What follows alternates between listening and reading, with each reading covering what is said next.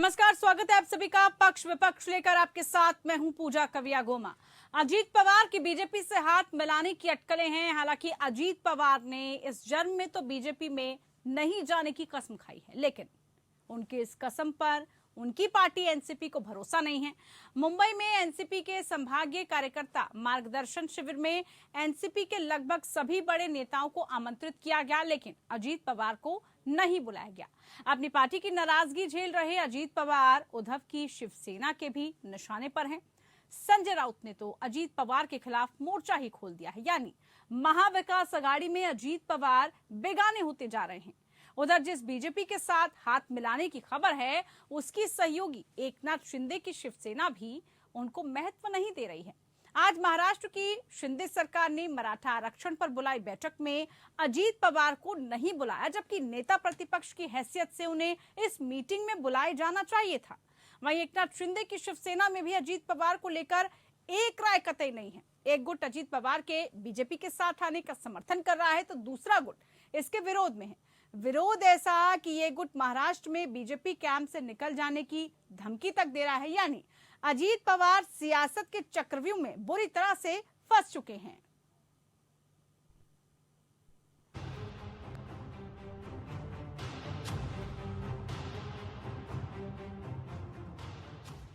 अजीत पवार सियासत के चक्रव्यूह में फंस गए हैं।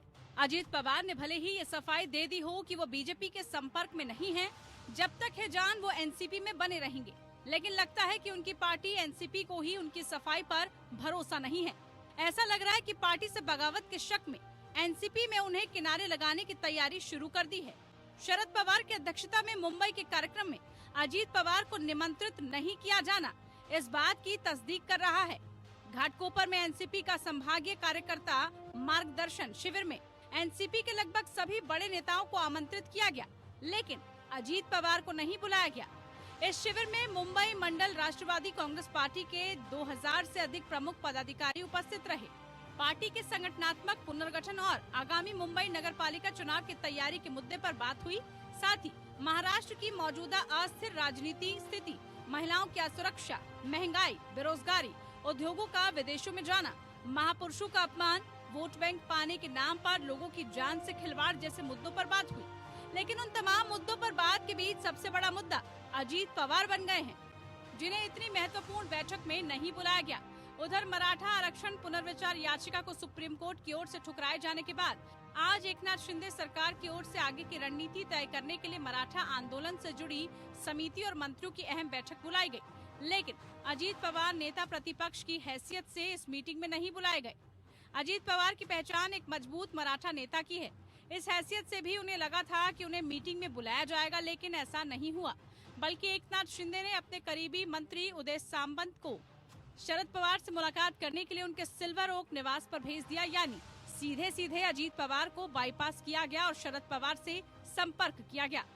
उदय सामंत ने भी इस खबर पर विराम लगा दिया कि शिवसेना विवाद पर जो सुप्रीम कोर्ट का फैसला आने वाला है, उसमें अगर एकनाथ शिंदे समेत 16 विधायक अयोग्य करार दिए जाते हैं तो बीजेपी अजीत पवार को मुख्यमंत्री पद का ऑफर दे सकती है। इसी बात पर एनसीपी को तोड़कर अजीत पवार बीजेपी के साथ आ सकते हैं। उदय सामंत ने इस खबर को साफ शब्दों में खारिज करते हुए कहा कि अगले 1.5 साल एकनाथ शिंदे ही मुख्यमंत्री रहेंगे और 2024 के चुनाव के बाद भी वही मुख्यमंत्री बनेंगे। वहीं एकनाथ शिंदे की शिवसेना में भी अजीत पवार को लेकर एक राय नहीं है। एक गुट अजीत पवार के बीजेपी के साथ आने का समर्थन कर रहा है, तो दूसरा गुट इसके विरोध में है। विरोध ऐसा कि ये गुट महाराष्ट्र में बीजेपी कैंप से निकल जाने की धमकी दे रहा है। ऐसे में अजीत पवार मुद्दे पर शिंदे की शिवसेना में फूट की आशंका जताई जा रही है। बीजेपी को डर है कि जिस एनसीपी को तोड़कर वो अजीत पवार को अपने साथ लाना चाह रहे हैं, कहीं उसी फेर में एकनाथ शिंदे की शिवसेना में ही टूट न हो जाए। उधर उद्धव ठाकरे की शिवसेना वाले संजय राउत ने भी अजीत पवार और बीजेपी के बीच संपर्क का आरोप लगाकर उनके खिलाफ मोर्चा खोल दिया है। इस पर अजीत पवार बुरी तरह से भड़के हुए हैं। अजीत पवार ने कहा कि कोई दूसरी पार्टी का प्रवक्ता उनके बारे में या उनकी पार्टी के बारे में बयान ना दे। जवाब में संजय राउत ने कहा था कि वो महाविकास अघाड़ी के चौकीदार हैं और उनकी जिम्मेदारी है कि अघाड़ी में सब ठीक रहे। यानी एनसीपी ही नहीं, उद्धव की शिवसेना का भी अजीत पवार पर भरोसा नहीं। ऐसे में फिलहाल अजीत पवार का सियासी भविष्य अधर में नजर आ रहा है।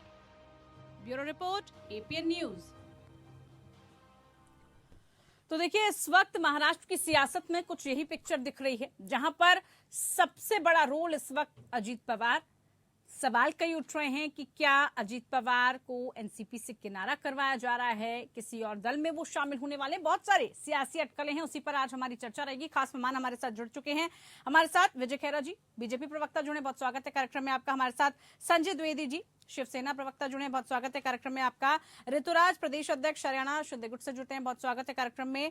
मुखलेश शेख हमारे साथ एनसीपी की तरफ से जुड़े हैं, बहुत स्वागत है। मुखलेश जी, आप इसी कार्यक्रम की शुरुआत करते हुए, जिस तरह से अजीत पवार पर इस वक्त कई सवाल उठ रहे हैं, एनसीपी से उनका किनारा हो रहा है, क्या किसी और दल में वो शामिल होने वाले हैं, और जिस दल में शामिल हो रहे हैं वहां भी संभावनाएं नजर नहीं आ रही हैं, किस तरह से प्रतिक्रिया? ये बिल्कुल, ये सब हवाई बातें हैं, ये ठीक नहीं है। अभी आपसे मैंने चैनल पे खुद ही सुना हूँ, और अजीत पवार साहब को अभी घाटकोपर में कार्यकर्ता का शिविर रखा गया था, और उसमें मैं भी गया था। ये मेरे पास आईडी है उसका, क्योंकि मैं एक निरीक्षक हूँ पार्टी का, और बम्बई की कमेटी में जनरल सेक्रेटरी हूँ।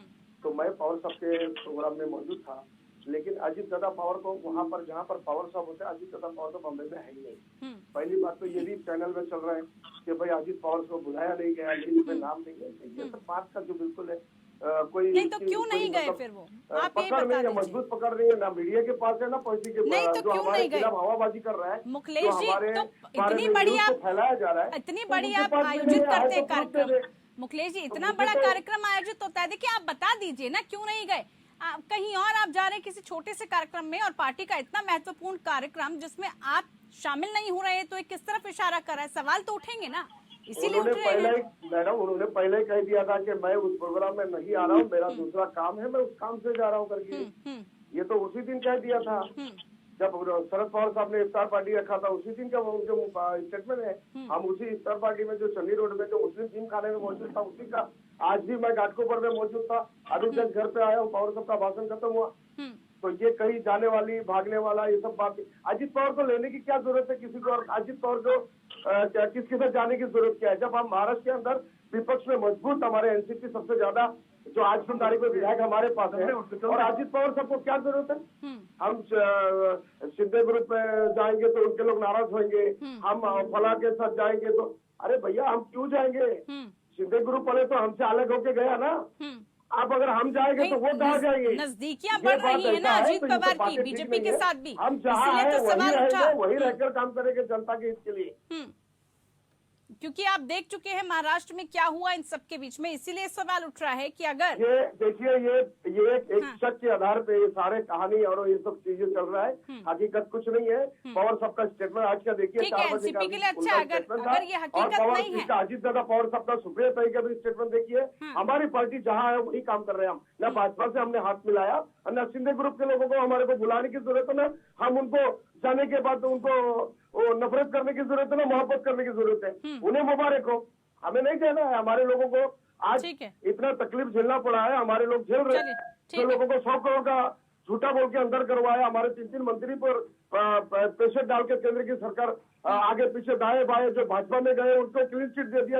ये जीता जागता उदाहरण है जनता के बीच, जनता देख रही है सब चीज। मैडम, हम क्यों जाए क्लीन चिट मिलने के लिए तो सब ये कर रहे हैं ताकि सब धुल जाएं, इसीलिए तो सारी सियासत हो रही है, इसलिए तो इतने सवाल उठ रहे हैं। चलिए संजय जी हमारे साथ, ठीक है, आपको बता दिया जाएगा, आपके चैनल में मैं ऐलान कर दूंगा। चलिए ठीक है, उस ऐलान का इंतजार हम कर रहे हैं, चर्चा करेंगे उस पर। बिल्कुल कर देंगे हम ईमानदारी के साथ। चलिए संजय जी हमारे साथ।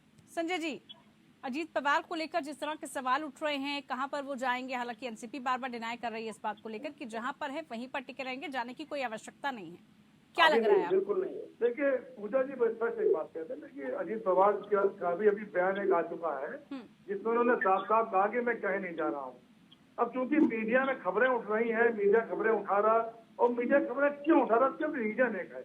रीजन ये है कि इनके जो नारायण राणे केंद्रीय मंत्री थे, उन्होंने कहा कि साहब हम ऑपरेशन लोटस चला रहे हैं। एक पहली बात तो ये हो गई। दूसरे में जो जेपी नड्डा जी हैं, इन्होंने एक बात कही थी कि साथ जो रीजनल पार्टियां उनको हम तोड़ देंगे, वो रीजनल पार्टियां नहीं होनी चाहिए देश में।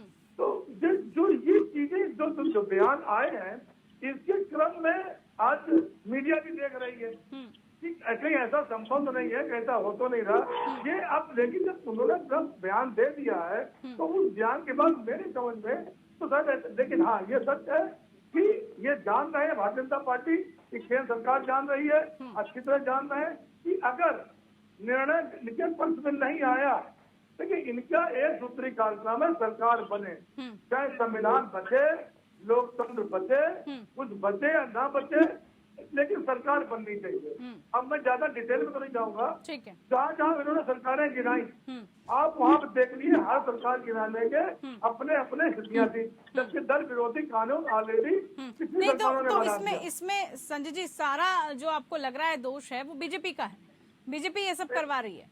मैं बीजेपी का नाम नहीं ले रहा हूँ, लेकिन धन बल शक्ति, भाई धन बल शक्ति, जब जेपी नड्डा जी ने बात कही थी, अब बीजेपी के अंदर देख लीजिए आप, लोक जनशक्ति पार्टी रामविलास पासवान कितने सालों तक के अंदर जुड़े थे, जब उनके चाचा को मंत्री बनाया तो संगठन को तोड़ दिया। लेकिन फायदा क्या होगा ना संजय जी, ऐसा करके अगर वो ऐसा करते हैं, तोड़ दिया ना, ऐसा करते हैं, क्या फायदा होगा अजीत पवार को, उनकी पार्टी को, या जिसमें भी वो शामिल होते हैं, फायदा क्या होगा उससे? अब फायदे में बता दूंगा, फायदा बताने आ रहा हूँ। अपना दल को तोड़ दिया। फायदा ये है कि अगर माना कि 40 विधायक 35 विधायक 40 विधायक लेके अजीत दादा पवार आ जाते हैं तो इनका जो नियम है, आज शिंदे जी को देख रहे हैं, तो शिंदे जी के लात मार देंगे, इनको पीछे कर देंगे, उनको मुख्यमंत्री बना देंगे। इनका उद्देश्य है कि महाराज, तो ये तो सबकी अपनी महत्वाकांक्षाएं हो गई ना, अपना स्वार्थ पूरा करने के लिए, अपनी पर्सनल महत्वाकांक्षाएं पूरे करने के लिए आप उस पर विश्वास भी करेंगे ना। फिर ये हो गया राजनीति में कि भाई आपकी अपनी महत्वाकांक्षाएं हैं, आप चाहते हैं ऐसा, उनको आपको पूरा करना है, उन मंसूबों को फिर किसी भी तरह से करें। एक बार फिर से बता दें पूजा जी, क्या कहा आपने? मैं एक बार सुन नहीं पाया, मैं क्या दोबारा महत्वाकांक्षाओं की बात संजय जी मैं कर रही हूँ। आप कह रहे हैं ना मुख्यमंत्री बना देंगे, फिर ये कर देंगे, तो ये तो खुद आपकी पर्सनल महत्वाकांक्षाएं हो गई, जिसको पूरा करने के लिए आप उस स्वार्थ में चले जाते हैं, फिर आप दूसरों पर कैसे दोष लगा सकते हैं ना? ठीक है, चलिए। अब देखिए कितने विधायकों के ऊपर एनसीपी के जो है, सबसे पहले अरुण देशमुख जेल गए, छगन भुजबल जेल गए, संजय राउत जेल गए। संजय राउत जेल जब गए तो कोर्ट ने क्या उनके लिए कहा कि जबरदस्ती एक आरोप लगा के इनको अंदर किया गया। भाई आप उनको ऑर्डर पढ़ लीजिए ना। अब छगन भुजबल गए, इन पर भी कोशिश की गई, आप इधर आइए, आप पार्टी में दिल्ली में आइए। इसीलिए तो कोर्ट है ना, इसीलिए तो हम कहते हैं संजय जी, संविधान है हमारे पास, संविधान है। अगर कोई ऐसा करता भी है, किसी चीज का दुरुपयोग करता भी है, हमारे पास कानून है, संविधान है हमारे पास उसके लिए, इसीलिए हम इस बात का जिक्र करते हैं। ठीक है, टाइम लगता है। ठीक है। अगर देखिए आज क्या है, पुलिस हमको अंदर कर देगी तो हमको छुड़वाने में 10 महीने लग जाएंगे। जैसे हमारे पार्टी में इन्होंने कब्जा कर लिया, अब इसमें चुनाव लड़ते लड़ते कोर्ट में लड़ते और 10 महीना हो गए। 10 महीने बाद हमारी 9 महीने बाद वो हमारी पूरी हो पाई, संविधान। चलिए ठीक है, देखिए इतना तो हमें रखना पड़ेगा, सब वो हमें करना पड़ेगा। देखिए संविधान से ऊपर और उससे हम नहीं इतर हो सकते, वो हमें करना होगा उसी के हिसाब से। संजय राउत जी को चलिए आगे बढ़ना है मुझे संजय जी, आगे भी बढ़ना है, बाकी सवाल आपसे समझूंगी। विजय खेरा जी, अजीत पवार को लेकर कई सारी शंकाएं हैं, लेकिन ये सारी शंकाएं बीजेपी में आकर खत्म हो रही हैं। कहा जा रहा है कि वहां पर आ सकते हैं, बातचीत चल रही है पर्दे के उस पार, और बातचीत के बाद रिजल्ट क्या रहेगा वो बताएंगे जरा। बार बार ये लोग लोकतंत्र की दुहाई देते रहते हैं, लोकतंत्र में ऐसा नहीं होता, लोकतंत्र में वैसा नहीं होता। उस पर आएंगे विजय जी, लेकिन मुझे अजीत पवार को लेकर जो इस वक्त अटकलें चल रही हैं, पहले उसका जवाब दीजिए, उसके बाद इस पर आएंगे। वही मैं कह रहा हूँ, लोकतंत्र की है जो जब आवाज आ रही है जी, बार बार लोकतंत्र की जो बात कर रहे हैं, लोकतंत्र के जिंदा रहने के लिए भी लोग पार्टी छोड़ते हैं। ये जरूरी नहीं है कि लोकतंत्र को जिंदा रखने वाले यही लोग हैं, 400 लोग जो अपने आप को रोज रोज दुहाई देते हैं।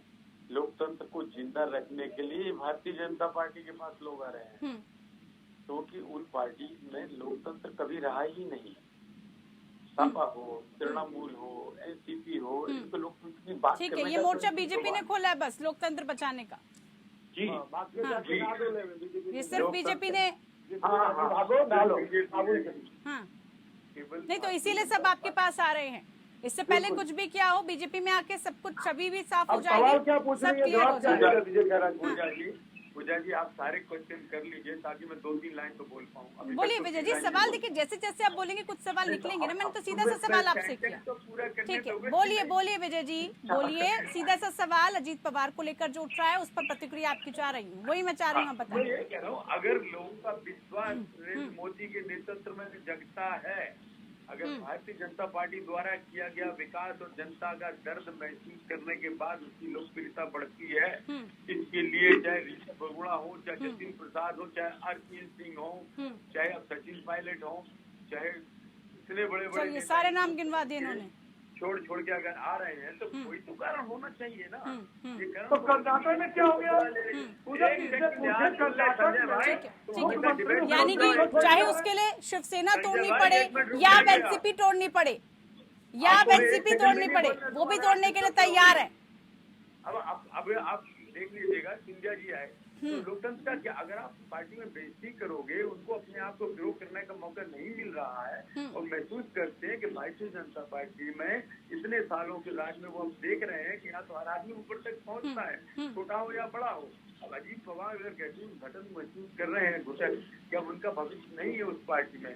अगर वो देखते हैं खुद शरद पवार जेपीसी का विरोध करते नजर आते हैं तो उनको समझ में आ रहा है कि अब कांग्रेस के साथ शरद पवार का जुड़ाव क्या रहेगा क्या नहीं रहेगा, क्योंकि शरद पवार मुखर बोलने के लिए भी कभी कभी जाने जाते हैं। उन्होंने आपके चैनल के माध्यम से विजय खैरा जी से पूछिए कि भाजपा वाले ने अजीत पवार से मीटिंग की है क्या? अभी तक नहीं, वो स्पष्ट कह चुके हैं, वो स्पष्ट कह चुके हैं ना।